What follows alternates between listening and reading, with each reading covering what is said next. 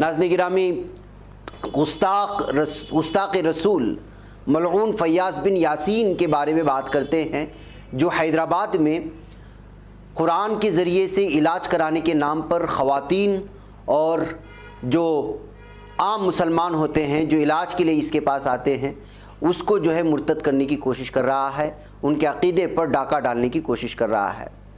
दरअसल ये जो सारी चीज़ें पेश आ रही हैं वो एक ख़ास तंजीम की जानिब से इस वक्त सामने लाई गई है तफसीलात। मोहम्मद फ़ैरुज़ुद्दीन जो कि मजलिस के प्रेस सेक्रेटरी हैं, उनकी इत्तला ये मिली है कि हैदराबाद के लिंगमपल्ली में रहने वाला फ़याज़ बिन यासीन नामी गुस्ताख़ रसूल सल्लल्लाहु अलैहि वसल्लम मुर्तद अपने बूढ़े उम्र में कुरानी इलाज के नाम पर परेशान हाल मुसलमानों के ईमान व अक़ीदे पर डाका डालने की कोशिश कर रहा है। ये 2015 ईस्वी तक तो गैर मुक़ल्लिद था।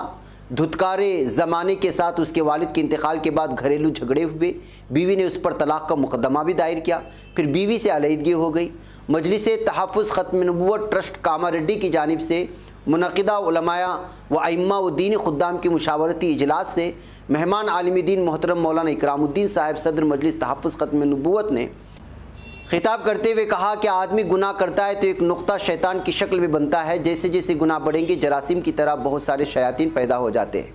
हमारे कुरानी अस्कार और आमाल सुनने से पाकीज़गी होती है। ये शख्स कुरानी आयात की रिकॉर्डिंग के ज़रिए इलाज कम और अपने कुछ बातिल अफकार व नज़रियात को ज़्यादा फैला रहा है, जिसकी तफसीलात मौलाना इकराम ने कुछ यूँ बताई है कि ख़ुद फ़याज़ कहता है कि मैं अल्लाह के हुक्म के तहत चलता हूँ। ईमान असल मेरी और अल्लाह की पैरवी करना है, इसी में खैर है, और जो मेरी इताअत नहीं करेगा मैं उसको आखिरत में नहीं बचा सकता, और मेरी इताअत ना करने वाले पर गुमराही का मोहर लग चुका है।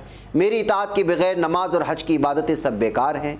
मेरी इताअत करने वाली औरतें मेरे नज़दीक मेरी माँ से बेहतर हैं। अल्लाह की तरफ से आगे पेश आने वाले हालात की मुझे ख़बर दी जाती है। एक औरत ने उसकी बातों को झुटलाया तो नाउज़ुबिल्लाह ये कहता है कि ईमान का रास्ता बतलाने वाले पैगम्बर को तुमने झुटला दिया है, मुझे नहीं मानना, ईमान की झूठी गवाही देना है। उसके अकायद में ये बात भी मिलती है कि दीन का इल्म हासिल करने का तरीक़ा ये है कि पहले दीन के तमाम उलूम को झुटला दो, फिर ख़ुद ब खुद दीन का इल्म हासिल होगा। अस्तग़फिरुल्लाह। नमाज से मुतालिक कहता है कि नमाज से भी ज़्यादा अहम मुझसे गुफ्तगू करते हुए अपने हालात की खबर मुझे देना है। हैदराबाद, उसके लिंगमपल्ली और उसके आसपास के इलाके के लोग अगर अनजाने में इस मलऊन फ़याज़ बिन यासीन नामी गुस्ताख़ रसूल के पास अगर जा रहे हैं तो इन तमाम चीज़ों से बाज आ जाए। बुढ़ापे में जो है ये सटिया गया है और ज़बरदस्ती जो है गलत अकायद जो है लोगों पर थोपने की कोशिश कर रहा है। जाहिर सी बात है कि जिन लोगों की जो है मस्जिद से और दीन से और इस्लाम से और ईमान से थोड़ी दूरी होती है वो इस तरह के लोगों में आ जाते हैं।